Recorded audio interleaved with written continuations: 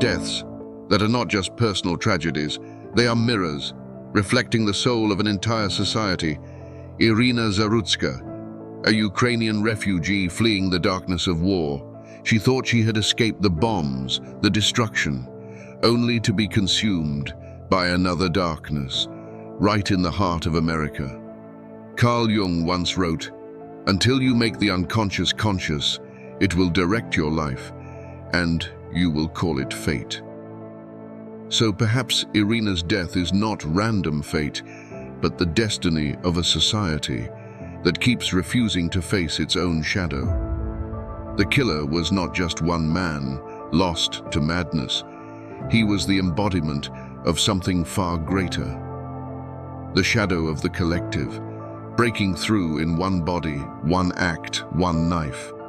So the real question is not only who killed Iryna, but also what shadow within us allowed this to happen.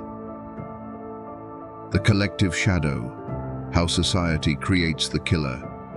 Carl Jung warned us that evil does not vanish simply because we condemn it.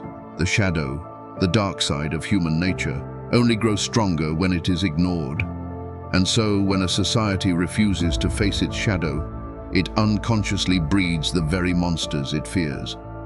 The death of Iryna Zarutska is not only the act of a single man, it is the eruption of the collective shadow, a wound long denied, finding a body through which to bleed. Look closely at the patterns. We see failing systems of mental health, communities where alienation festers, streets where poverty, despair, and rage are left to rot. Each ignored problem, each silenced cry, becomes a fragment of the collective shadow. And sooner or later, it must find expression.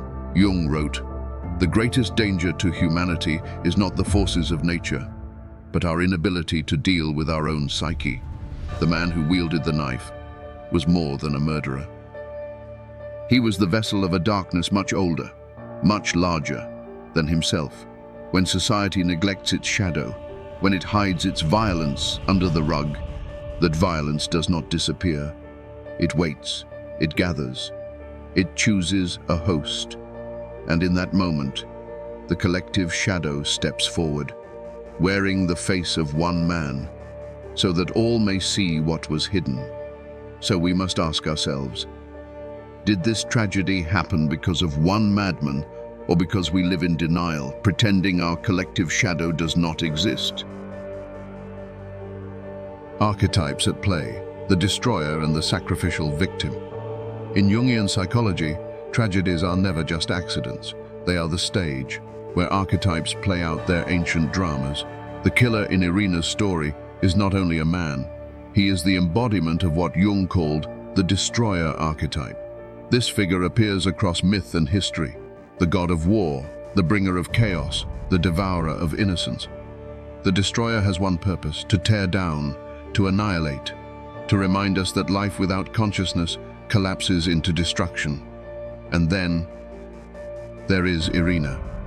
She was not just a victim, she became the sacrificial victim archetype, the one who carries the burden of the collective shadow, the one whose death forces the community to look into its own darkness.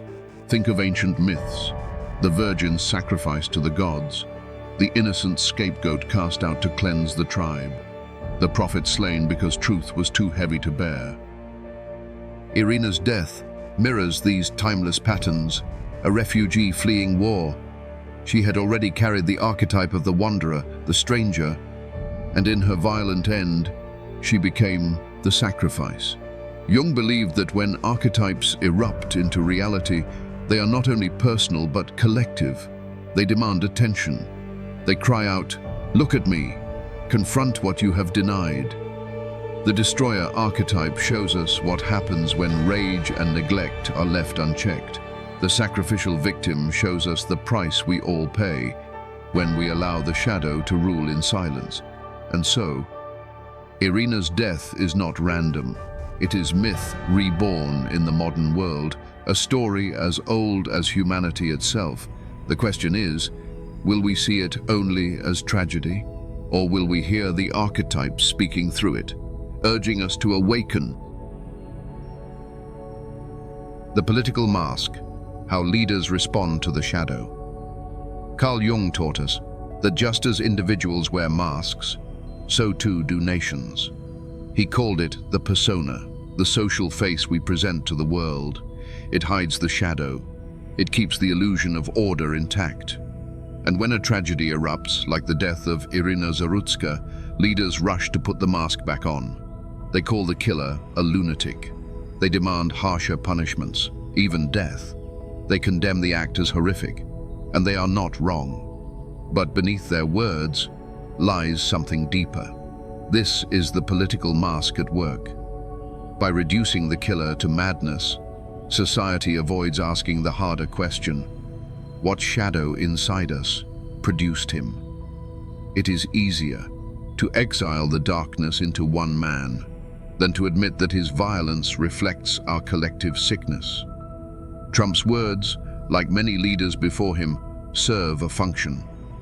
They reassure the public that evil is out there, in one isolated figure. Not inside the systems, not inside the culture, not inside us. Jung warned that this is the danger of the persona. The mask of civilization can be so convincing that we believe it is the whole truth. But behind the mask, the shadow grows, unseen, unacknowledged, waiting for the next eruption. The political mask gives us comfort, but it also keeps us asleep. We clap when leaders promise punishment. We nod when they say justice will be done, and yet nothing changes. Because the shadow has not been faced, only projected, only pushed further into the unconscious of society. The real courage is not in condemning the criminal. It is in admitting he is part of us. He is what we create when we refuse to face our darkness. Until that moment comes, the mask will keep smiling, the speeches will keep flowing, and the shadow will keep choosing new hosts.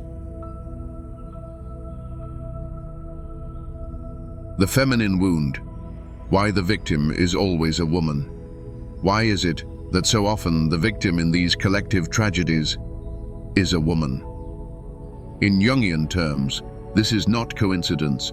It is archetype, it is symbol, it is the ancient wound of the feminine, resurfacing again and again.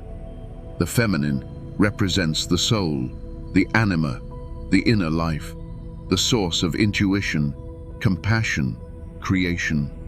And yet, across history, the feminine has been sacrificed, silenced, used as the vessel for the violence of the collective shadow.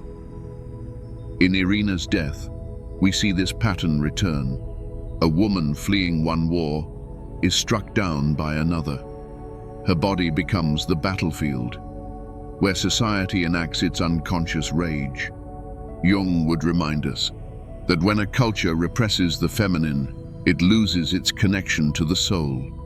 The world becomes dominated by shadow masculine energy, force without balance, power without compassion, control without wisdom.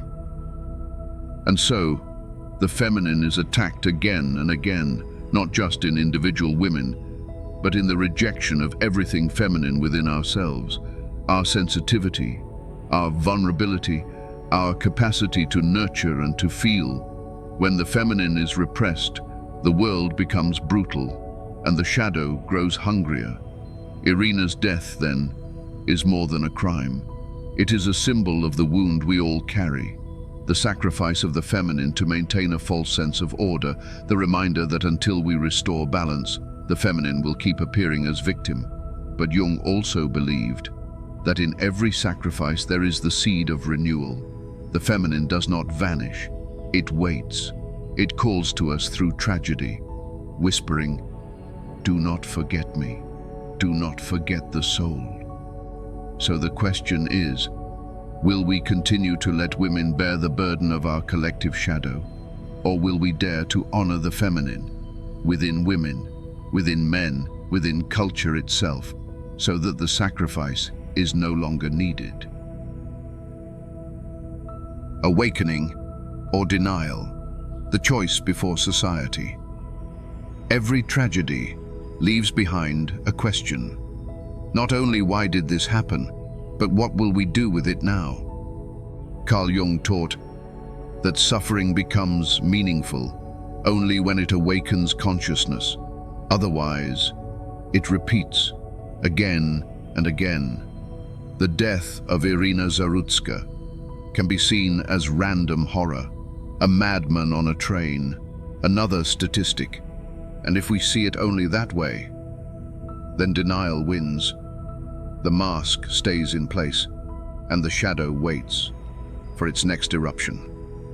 But we also have another choice: to see her death as a message from the collective unconscious, a brutal mirror, showing us the darkness we refuse to face.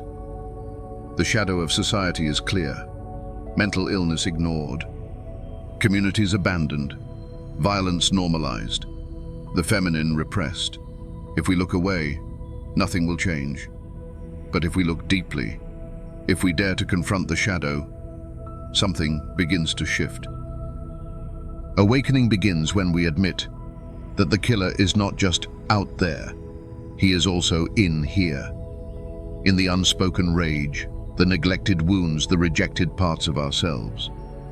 Awakening begins when we honor the feminine, not only in women, but in the qualities of soul we all carry: compassion, creativity, vulnerability, the courage to feel.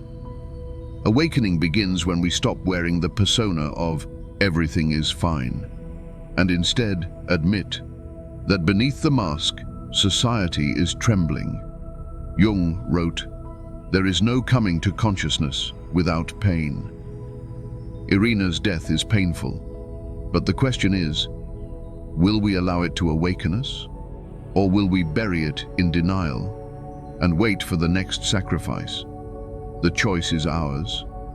Awakening or denial, confronting the shadow, or letting it consume us. Iryna's story does not belong to her alone. It belongs to us all. And it asks us one haunting question: will you finally face the darkness so that light can return?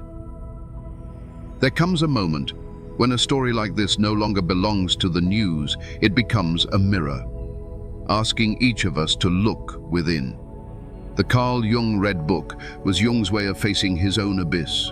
Iryna's tragedy is an invitation for us to do the same, because until we confront our collective shadow, it will keep writing itself into reality. But remember, this is not only Jung's story, not only Iryna's story. It is your story. It is our story. So I leave you with a question. What part of the shadow do you see reflected in this tragedy? Comment below. The shadow I must face is, and let us begin a dialogue, not of judgment, but of awakening. If this spoke to something in you, subscribe to this channel, not just to follow content, but to continue the journey inward, into the depths of Jungian psychology, into the Red Book, into the hidden truths that can change the way we see the world. And share this video, because the shadow is not conquered in silence. It is revealed when we dare to speak. The question is not whether Jung was right. The question is, are you ready to face the darkness within, so that the light may return?